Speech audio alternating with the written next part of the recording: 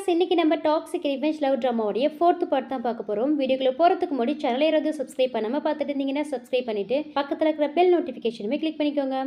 வாங்க வீடியோக்குள்ள போலாம். ஒரு பக்கம் ஹீரோ பண்ண டார்ச்சர் நினைச்சு அழுதுட்டு இருக்கா. இன்னொரு பக்கம் அந்த வேனோட வீட்டில் தான் காமிக்கிறாங்க. அந்த வேன் நெஞ்சு வலிக்குதுன்னு சொன்னதால டாக்டர் வந்து அவருடைய உடம்ப செக் பண்ணி பார்த்துட்டு ஹீரோ கிட்ட வந்து வேனுக்கு லுக்கிமியா இருக்கு, அதனால இமீடியட்டா அவளுக்கு டிரான்ஸ்ஃபியூஷன் பண்ணியாகணும்னு சொல்றாங்க. அதாவது ரத்தம் மாத்திரம்னு சொல்றாங்க. அதை கேட்டது ஹீரோ ஒன்றும் பெருசா ரியாக்ட் பண்ணல. அவன் பாட்டுக்கு ஃபைலை பார்த்துக்கிட்டே அது எப்படி திடீர்னு லுக்கிமியா வரும்னு சொல்லி கேட்குறான். உடனே அந்த டாக்டர் போக சொல்லிட்டு அந்த வேனுடைய அசிஸ்டன்ட் ஹீரோ கிட்ட வந்து, மிஸ்டர் மூஷன், லாஸ்ட் டைம் உங்க வீட்டில் இருந்த அந்த குழந்தை மேடமை இடிச்சதால அன்னிலேருந்து அவங்களுக்கு உடம்பு சரியில்லாமல் போயிடுச்சு. அது மட்டும் இல்லாமல் பிஸ்னஸ் ட்ரிப்புக்காக அப்ரோட் போனதா உங்ககிட்ட சொன்னது எல்லாமே போய் பக்கத்தில் இருக்கிற ஒரு கண்டிசை போயிட்டு அவங்க உடம்புக்காக ட்ரீட்மெண்ட் பண்ணிட்டு இருந்தாங்கன்னு சொல்றான். இவன் இப்படி சொல்லிட்டு இருக்கும் போதே படுத்திருந்த அந்த வேன் இழந்து ஆல்ரெடி பிளட்டோடய ஒரு கர்ச்சிப்பு வச்சிருந்துருப்பா போல. மூஷன், நீங்க என்ன நினைச்சு கவலைப்படாதீங்க, நான் நல்லா தான் இருக்கேன்னு சொல்லிட்டு மறைச்சு வச்சிருந்த அந்த பிளட்டோட இருக்கிற கர்ச்சிப்பு எடுத்து அப்படியே இரும்பி பிளட் வாமிட் எடுத்த மாதிரி அப்படியே மயக்கம் போட்டு விழுந்துடுறான். உடனே வேனுடைய அசிஸ்டன்ட் ஹீரோ கிட்ட ஓடி வந்து, மேடமுக்கு பேண்டா பிளட் குரூப், அவங்க பிளட் குரூப் ரொம்பவே ரேர் ஆனது, நாங்களும் எங்கெங்கே ட்ரை பண்ணிட்டோம், ஆனால் எங்கேயுமே கிடைக்கல, எப்படியாவது மேடமை காப்பாத்துங்க, எப்படியாவது பிளட்டுக்கு அரேஞ்ச் பண்ணுங்கன்னு சொல்றான். ஆல்ரெடி ஹீரோயின் குழந்தைய பத்தி விசாரிக்க சொல்லும் போது ஹீரோயின் குழந்தைக்கு இதே பிளட் குரூப்னு சொல்லியிருப்பான் ஹீரோடைய அசிஸ்டன்ட். அந்த விஷயம் இப்போ ஞாபகம் வந்தது. கொஞ்சம் கூட மனசாட்சியே இல்லாம இந்த வேனுக்கு பிளட் கொடுக்கறதுக்காக குழந்தைய போய் தூக்கிட்டு வர சொல்றான் இந்த ஹீரோடைய அசிஸ்டன்ட் வீட்டுக்கு போயிட்டு குழந்தைய தூக்கிட்டு வரான். ஆனா ஹீரோயின் விடாம குழந்தைய எங்க தூக்கிட்டு போறீங்கன்னு சொல்லி கேட்கறதுக்கு சார் தான் குழந்தைய ஹாஸ்பிட்டல் தூக்கிட்டு வர சொன்னாங்கன்னு சொல்றான். ஆனா ஹீரோயின் விட மாட்டேங்கிறாங்க. சார் தான் குழந்தைய ஹாஸ்பிட்டல் தூக்கிட்டு வர சொன்னாங்க, என்ன மடிச்சிடுங்க மேடம், எனக்கு வேற வழி இல்லைன்ட்டு ஹீரோயினை பிடிச்சி வச்சுக்கிட்டு அங்கே இன்னொரு ஆள்கிட்ட குழந்தைய கொடுத்து தூக்கிட்டு போய் சொல்லிடுறான். நெக்ஸ்ட் எப்படியோ ஹீரோயின் ஹாஸ்பிட்டல் போயிட்டு ஹீரோ கிட்ட, நான் உங்களுக்கு கெஞ்சி கேட்கறேன், தயவு செஞ்சு என் குழந்தைய உடம்புல இருந்து பிளட் எடுக்காதீங்கன்னு சொல்லி ரொம்ப கெஞ்சிட்டு இருக்காங்க. ஆனா ஹீரோ காதலே வாங்காம குழந்தைய தூக்கிட்டு போயிட்டு பிளட் எடுங்கன்னு சொல்லி அனுப்பி வச்சிடறான். ஹீரோயின் பாவம் ரொம்ப கெஞ்சிட்டு இருக்காங்க, எவ்வளவு பிளட் வேணாலும் என் உடம்புல இருந்து எடுத்துக்கோங்க, என் குழந்தைய விட்டுருங்கன்னு சொல்லி எவ்வளவோ கேட்டு பாக்குறாங்க. இந்த வேன் உடனே உன்னுடைய பிளட்லாம் எனக்கு மேட்ச் ஆகுது, உன் குழந்தையோட பிளட் தான் மேட்ச் ஆகும்னு சொல்றான். ஹீரோ கிட்ட, மூஷன் எதுக்கு நீ இவ்வளோ கொடூரமா இருக்க, எப்படி இப்படிலாம் மாறினு சொல்லி கேட்குறான்.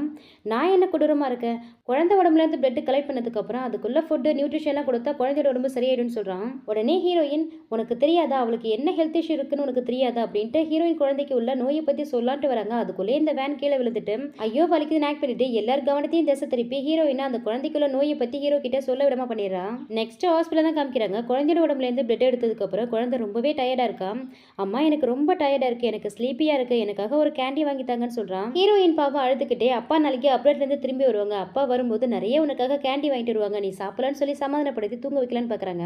அப்ப அங்க ஒரு நர்ஸ் வராங்க. மறுபடியும் எதுக்காக வந்திருக்கீங்கன்னு ஹீரோயின் கேட்கறதுக்கு குழந்தை உடம்புல இருந்து பிளட் எடுக்காதான்னு சொல்றாங்க. என்ன மறுபடியும் பிளட் எடுக்க போறீங்களா, நேற்று தானே குழந்தையோட உடம்புல இருந்து பிளட் எடுத்தீங்க, அதுக்குள்ள எதுக்கு வந்தீங்கன்னு சொல்லி கேட்கறதுக்கு, இது எனக்கு வந்த ஆர்டர், என்னுடைய வேலை நான் செஞ்சுதான் ஆகணும்ட்டு குழந்தைகிட்ட போறாங்க.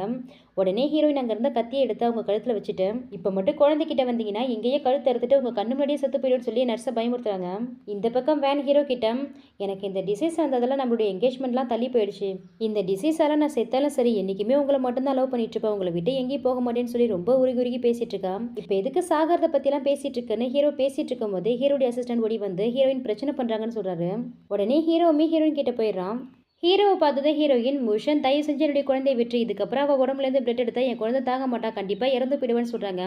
அதுக்கு ஹீரோ, இன்னைக்கு மட்டும்தான் பிளட் எடுப்பாங்க, இதுக்கப்புறம் எடுக்க மாட்டாங்க, அது இல்லாமல் கொஞ்சமாக பிளட் எடுக்கிறதால குழந்தைக்கு எதுவும் ஆகுதுன்னு வேற சொல்கிறான். அங்கே வேணுமே வந்து, பரவாயில்ல குழந்தை உடம்புலேருந்து பிளட்லாம் எடுக்க வேணாம், என்னை நானே பார்த்துக்கிறேன்னு அப்படியே இரும்பிக்கிட்டே பேசிட்டு இருக்கான். அவள் இரும்பதை பார்த்துட்டு ஹீரோ, கொஞ்சமாக பிளட் எடுக்கிறதால அவன் குழந்தை ஒன்று செத்துறதுன்ட்டு குழந்தைய தூக்கிட்டு போய் பிளட் எடுக்க சொல்லிடுறான். உடனே ஹீரோயின் கத்தியை தூக்கி போட்டுட்டு குழந்தைய தூக்க விடாமல் தடுக்கலான்ட்டு போகிறாங்க. ஆனால் ஹீரோயினை போக விடாமல் பிடிச்சி வச்சுக்கிறான். ஹீரோ காலில் விழுந்துட்டு, தயவு செஞ்சு என் பொண்ணை விட்டு, அவள் சின்ன குழந்தை, இதுக்கப்புறம் அவள் உடம்புல இருந்து பிளட் எடுத்தா கண்டிப்பா என் குழந்தை செத்து போயிடுவான்னு சொல்லி ரொம்ப பெக் பண்ணி கேட்டுட்டு இருக்காங்க. ஆனா ஹீரோ கொஞ்சம் கூட மனசாட்சியே இல்லாம, நீ பட்ட கடனால உன் பொண்ணு தான் அடைக்க போறான்னு சொல்லிட்டு ஹீரோயினை பிடிச்சி தள்ளி விட்டுறான். உன்ன மாதிரி ஒரு டெவலை நான் பார்த்ததே இல்லை, நீ பண்றதுக்கெல்லாம் சீக்கிரமாவே வருத்தப்பட போற பாரு அப்படின்னு ஹீரோவை திட்டிட்டு இருக்காங்க ஹீரோயின். அதுக்கு ஹீரோ, நான் இதுக்காக வருத்தப்படணும், என் அப்பாவை கொலக்காரி நீ தான் நீ பண்ண தப்ப நினைச்சு வருத்தப்படுறேன்னு சொல்றான். இப்படி இவங்க ரெண்டு பேரும் ஆர்கியூமெண்ட் பண்ணிட்டு இருக்கும்போது அங்க ஒரு நர்ஸ் ஓடி வந்து குழந்தை மயக்கம் போட்டு விழுந்துட்டான்னு சொல்றாங்க. அதை கேட்டது ஹீரோயின் நர்ஸ் கிட்ட ஓடி வந்து என் குழந்தைக்கு என்னாச்சுன்னு கேட்டுக்கிட்டே அப்படி மயக்கம் போட்டு விழுந்துறாங்க.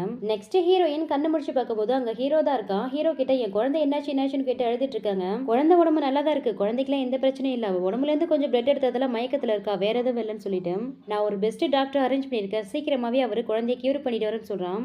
அதை கேட்டது ஹீரோயினுக்கு மனசே ஒப்பல. ஏதோ ஒன்று சம்திங் நடந்திருக்கு என் குழந்தைக்குன்ட்டு. இல்லை நீங்கள் பொய் சொல்கிறீங்க, என் குழந்தைக்கு ஏதோ ஆயிடுச்சு, அவரே சின்ன குழந்தை, அவளுக்கு போயிட்டு எதுக்கு இந்த மாதிரிலாம் பண்ணுறீங்கன்னு சொல்லி கத்திக்கிட்டே அங்கேருந்து பொருளெல்லாம் தள்ளிவிட்டு கிளாஸ்லாம் உடச்சிட்டு, ஆனால் அம்மா உன்னை இப்போவே கண்டுபிடிச்சிருன்ட்டு அவங்க போட்டு இறங்கி போகிறாங்க. ஆனால் ஹீரோ விட மாட்டேங்கிறான். முதல்ல என்னை விடுங்க, என் குழந்தைய நான் போய் பார்க்கணும்னு சொல்லி ரொம்ப கத்திட்டு இருக்காங்க. அங்கிருந்த கிளாஸ்லாம் ஹீரோயின் காலில் குத்தி ஹீரோயின் கால் ஃபுல்லாக பிளட் ஆகிடுச்சு. ஹீரோயின் கிட்ட முதல்ல அமைதியாரு, நான் குழந்தைய பார்க்க அரேஞ்ச் பண்ணேன்னு சொல்கிறான்.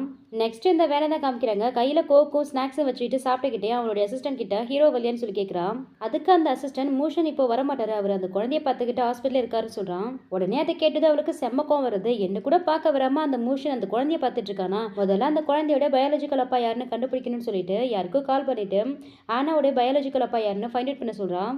நெக்ஸ்ட் குழந்தைய தான் காமிக்கிறாங்க. குழந்தைய பார்க்க ஹீரோவும் வந்திருக்காங்க. அங்க ஹீரோ டாக்டர் கிட்ட குழந்தையோட கண்டிஷன் இப்போ எப்படி இருக்குன்னு கேட்கறதுக்கு டாக்டர் ஹீரோ கிட்ட இப்போ குழந்தையோட கண்டிஷன் ஸ்டேபிளா இல்ல, குழந்தைக்கு சீக்கிரமாவே போன் மாரோ டிரான்ஸ்பிளான்டேஷன் பண்ணி ஆகணும். இந்த குழந்தையோட உடம்புல இருந்து பிளட் எடுத்ததால சர்ஜரிக்கு தேவையான பிளட் இந்த குழந்தையோட உடம்புல இல்ல. இப்போ இந்த குழந்தையோட நிலைமை ரொம்பவே மோசமா இருக்குன்னு சொல்றாங்க. இப்பதான் இந்த ஹீரோ குழந்தைக்கு அப்படி என்னதான் டிசீஸ் இருக்குன்னு கேட்கிறான். இந்த குழந்தைக்கு மைலோபிளாஸ்டியா இருக்கு. இந்த குழந்தை உடம்புல இருந்து நீங்க அதிகமா பிளட் எடுத்ததால இப்போ சர்ஜரி கூட பண்ண முடியாது. இமீடியட்டா இந்த குழந்தைக்கு போன் மாரோ டிரான்ஸ்பிளான்டேஷன் சர்ஜரி பண்ணலனா இன்னும் 2 மாசத்துல குழந்தை இறந்துருவான்னு சொல்லிடுறாங்க. டாக்டர் சொல்லிட்டு போனதால ஹீரோயின் குழந்தைய நினைச்சு ரொம்ப ஃபீல் பண்ணிட்டு உட்காந்துருக்காங்க. ஹீரோயின் கிட்ட ஜீசு நீ எதுக்கு கவலைப்படாத, நான் தான் இருக்கல, எப்படியாவது குழந்தைக்கு சர்ஜரிக்கு ஏற்பாடு பண்ணி குழந்தைய காப்பாத்திடலான்னு சொல்லிட்டு குழந்தை மேல கை வைக்கலான்ட்டு வரான். உடனே ஹீரோயின் அவன் கையை எடுத்து விட்டுட்டு என் குழந்தைய டச் கூட பண்ணாத, என் குழந்தைய இந்த நிலைமைக்கு நீ தான் காரணம், நான் அவ்வளவு தூரம் சொல்லியும் என் குழந்தைய அழைச்சிட்டு போயிட்டு பிளட் எடுத்து ஏற்கனவே உடம்பு சரியில்லாம இருந்த என் குழந்தைய மேல உடம்பு சரியில்லாம ஆக்கிட்டேன். இதுக்கப்புறம் என் குழந்தைக்கு ஏதாவது ஒன்று ஆச்சுன்னா கண்டிப்பா என் குழந்தை கூட சேர்ந்து நானுமே செத்து போயிடுன்னு சொல்லி எழுதிட்டு இருக்காங்க. உடனே ஹீரோயின் கிட்ட ஜிசு நான் தான் இருக்கல, நான் இருக்கிற வரைக்கும் கண்டிப்பா குழந்தைக்கு எதுவும் ஆக விட மாட்டேன், நீ அழாதன்னு சொல்லிட்டு இருக்கான். நெக்ஸ்ட் இந்த வேனை அந்த பாயருக்கு கால் பண்ணிட்டு நம்ம 2 பேருக்கும் ஒரே எதிரி தானே, நம்ம ஏன் 2 பேரும் ஒன்னா சேர்ந்துருக்கூடாதுன்னு சொல்லி கேட்குறான். அதுக்கு இந்த பாயருமே ஓகே சொல்லிட்டு போனை கட் பண்ணிட்டு ஜிசு இந்த தடவை என்கிட்ட இருந்து உன்னை யாராலுமே காப்பாற்ற முடியாதுன்னு சொல்லிட்டு இருக்கான். நெக்ஸ்ட் இந்த சைக்கோ தான் காமிக்கிறாங்க. அவன் அந்த போயரை தேடி வந்திருக்கான். இவங்க 2 பேருமே ரிலேட்டிவ்ஸ் தான். இந்த சைக்கோ போயர் கிட்ட எதுக்காக என்ன வர சொல்லுன்னு சொல்லி கேட்கறதுக்கு போயர் கசின் உங்களுக்கு என்னாச்சு, ஆளே கொஞ்சம் வித்தியாசமா மாறிட்டீங்களேன்னு சொல்லி கேட்குறான். என்ன பண்ணுறது, எல்லாமே அந்த மூஷனால தான், அந்த ஜீசுக்காக என்ன கம்பெனி விட்டே துரத்தி விட்டுட்டான், அதனால எனக்கு வேலை இல்லாமல் அப்படி தெருவா சுற்றிட்டு இருக்கேன்னு சொல்கிறான். இந்த போயர் அந்த சைக்கோ கிட்ட அவங்க மேலே உனக்கு ரிவெஞ்ச் எடுக்க வேணாமான்னு சொல்லி கேட்குறான். அவனுமே கண்டிப்பாக நான் ரிவெஞ்ச் எடுக்கணும், நான் என்ன பண்ணுன்னு சொல்லுன்னு சொல்கிறான். நான் சரியான ஆளை தான் தேடி வந்திருக்கேன்னு சொல்லிட்டு அந்த சைக்கோ கிட்ட நான் சொல்கிற பிளானை மட்டும் நீ கரெக்டாக பண்ணினா இமிடியேட்டாக அந்த ஹீரோயின் செத்து போயிடுவான்னு சொல்லிட்டு இருக்கான். நெக்ஸ்ட் ஹீரோ தான் காமிக்கிறாங்க. ஹீரோடைய அசிஸ்டன்ட் ஹீரோ கிட்ட வந்து குழந்தைக்கு மேட்ச் ஆகக்கூடிய போன் மாரோ சாம்பிள்ஸ் எடுத்து கொடுத்துருக்கோம், இன்னும் ரிசல்ட் வரல, கொஞ்சம் நேரம் வெயிட் பண்ணணும்னு சொல்லிட்டு இருக்கான். ஹீரோ அசிஸ்டன்ட் கிட்ட ஆனா இப்போ ஐசியூவில் இருக்கா, இப்போதைக்கு அவளுக்கு டேஞ்சர் இல்லாட்டியும் சீக்கிரமாகவே அவளுக்கு சர்ஜரி பண்ணணும், அவளால் ரொம்ப நாளைக்கு தாக்கு பிடிக்க முடியாதுன்னு சொல்லிட்டு இருக்கான். அப்போன்னு பார்த்து வேன் கிட்டேருந்து கால் வருது. வேன் நீ எப்படி இருக்க, ஹாஸ்பிட்டல்லேருந்து டிஸ்சார்ஜ் ஆகி போனதுக்கு அப்புறம் உன்னுடைய உடம்பு எப்படி இருக்குன்னு சொல்லி கேட்குறான். அதுக்கு அந்த வேன் முஷன் நான் நல்லா இருக்கேன்னு சொல்லிட்டு இன்னைக்கு ஆஃபீஸில் ஷேர் ஹோல்டர் மீட்டிங் இருக்கு, நீங்கள் வரலையான்னு சொல்லி கேட்குறான். இல்லை வேன் நான் முக்கியமான வேலையாக வெளியில் வந்திருக்கேன், என்னால் மீட்டிங் அட்டன் பண்ண முடியாது, நீயே சைன் பண்ணிடுன்னு சொல்லிடுறான். சரி பாருங்கன்ட்டு ஃபோனை கட் பண்ணிட்டு ஹாஸ்பிட்டலில் ஹீரோ இல்லைங்கிறத கன்ஃபார்ம் பண்ணிட்டு போயருக்கு கால் பண்ணி ஹீரோ இப்போ ஹாஸ்பிட்டல் இல்லை, உங்கள் வேலையை ஆரம்பிக்கலான்னு சொல்கிறான். நெக்ஸ்ட் ஹாஸ்பிட்டலில் தான் காமிக்கிறாங்க. இந்த சைக்கோ டாக்டர் மாதிரி வேஷம் போட்டு வந்துட்டு குழந்தைக்கு ஒரு இன்ஜெக்ஷன் பண்ணணும்னு சொல்லிட்டு ஹீரோயின் கழுத்தில் அந்த இன்ஜெக்ஷனை போட்டு விட்டுறான். அந்த இன்ஜெக்ஷனை போட்டதுமே ஹீரோயின் கொஞ்சம் கொஞ்சமாக மயக்க வந்து கீழே விழுந்துடுறாங்க. மயக்கத்தில் இருக்கிற ஹீரோயின் கிட்ட இந்த தடவை கண்டிப்பாக நீ என் கைக்குள்ளே இருப்பேன்னு சொல்லிட்டு ஹீரோயினை கிட்னாப் பண்ணிடுறான் இந்த சைக்கோ. ஹீரோயின் மயக்கத்துலேருந்து எழுந்ததுமே அங்கே போயரும் சைக்கோவும் தான் நிற்கிறாங்க ஆப்போசிட்டில். அவங்கள பார்த்ததுமே ஹீரோயின் நீங்கள் 2 பேரும் தான் பிளான் பண்ணி எல்லாமே பண்ணதா, எதுக்காக என்னை கடத்திட்டு வந்தீங்க, உங்களுக்கு என்ன தான் வேணும், போயர் உன்னால நான் ஜெயிலுக்கு போனதெல்லாம் பத்தலையா, மறுபடியும் எதுக்காக இந்த மாதிரிலாம் பண்ணிட்டு இருக்கேன்னு சொல்லி கேட்குறாங்க. உடனே அந்த போயர் ஓ உனக்கு அதெல்லாம் ஞாபகம் இருக்கா, ஆமாம் என்னால் தான் நீ ஜெயிலுக்கு போன, நான் தானே ஹீரோடைய அப்பாவை கார் ஏற்றி கொலை பண்ணேன், நான் கொலை பண்ணதுக்கு உங்ககிட்ட என்ன எவிடன்ஸாக இருக்கு, எந்த எவிடன்ஸும் இல்லாததால எப்படியோ அந்த கொலைப்பழி உன் மேலே விழுந்து இத்தனை வருஷம் நீயே ஜெயிலில் போய் இருந்துட்டு வந்திருக்க. ஆனால் அந்த முட்டாள் ஹீரோவுக்கு இதெல்லாம் தெரியாமல் நீ தான் அவங்க அப்பாவை கொலை பண்ண நினச்சி உன்னை போட்டு டார்ச்சர் பண்ணிட்டு இருக்கான். நான் என்ன பண்ணுறது, எதுக்குமே என்ன ப்ளேம் பண்ணக்கூடாது, நீ உன்னுடைய பேட் லக்கை தான் ப்ளேம் பண்ணணும்னு சொல்லிட்டு இருக்கான். உடனே ஹீரோயின் எழுந்து அந்த போயர் கிட்ட போயர் நான் என்றைக்குமே உன்னை கஷ்டப்படுத்துனதில்ல, உன்னை என்றைக்குமே ஒரு ஃப்ரெண்டாக தானே நினச்சிருக்கேன், அப்புறம் எதுக்கு இந்த மாதிரிலாம் பண்ணிட்டு இருக்கேன்னு சொல்கிறதுக்கு அந்த போயர் ஹீரோயின் கழுத்தை பிடிச்சிட்டு யார்டி உனக்கு ஃப்ரெண்டு, நீ ஏன் அம்மா அப்பா இல்லாத ஒரு அனாதை, நீலாம் எனக்கு ஃப்ரெண்டா, நம்ம ஸ்கூல் படிக்கிறதுலேருந்து இப்போ வரைக்கும் எல்லாருக்கும் ஏன் ரூயனுக்கு முதற்கொண்டு உன்னை மட்டும் தான் பிடிக்கும், என்னை யாருக்குமே பிடிக்காது, உன்னால நான் எவ்வளோ அனுபவிச்சிருக்க தெரியுமா, நீலாம் உயிரோடவே இருக்கக்கூடாதுன்னு சொல்லிட்டு ஹீரோயினை பிடிச்சி தள்ளி விட்டுறா. இந்த சைக்கோ ஹீரோயின் கிட்ட இவ எவ்வளோ அழகா இருக்கா, நீ வேற இவள ஹர்ட் பண்ண பார்க்குறியேன்னு சொல்லிட்டு ஹீரோயின் கிட்ட ஃப்ளர்ட் பண்ணிட்டே கிட்ட போறான். அவனுக்கு மேல இந்த போயர், நான் இவள எப்படியோ ஒரு ஃபோட்டோ எடுத்து ரூவனுக்கு அனுப்பி வைக்க போறேன். அவனுக்கு இவள ரொம்ப பிடிக்கும்ல, இவ கஷ்டப்படுறத அவனுமே பார்த்து ரசிக்கிறேன்னு சொல்லிட்டு ஹீரோயினை ஃபோட்டோ எடுக்கலான்ட்டு வரான். இங்க இந்த சைக்கோவுமே ஹீரோயின் கிட்ட மிஸ்பிஹேவ் பண்ணலான்ட்டு அப்ரோச் பண்றான். உடனே ஹீரோயின் அவனை ஸ்டாப் பண்ணிட்டு, நான் மோஷனுடைய உமன், என்னை டச் பண்ணா மோஷன் வந்து சும்மா விட மாட்டார், ஒழுங்கா என்கிட்ட வராம இங்கேருந்து போயிடுன்னு சொல்றாங்க.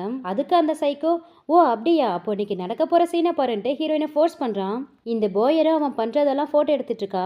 உடனே ஹீரோயின் அங்க இருந்த ஒரு ஷார்ப்பான கல் எடுத்து அவன் கையில கெறிறாங்க.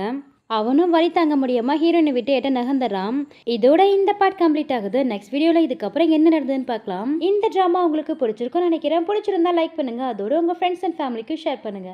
Thank you so much and see you.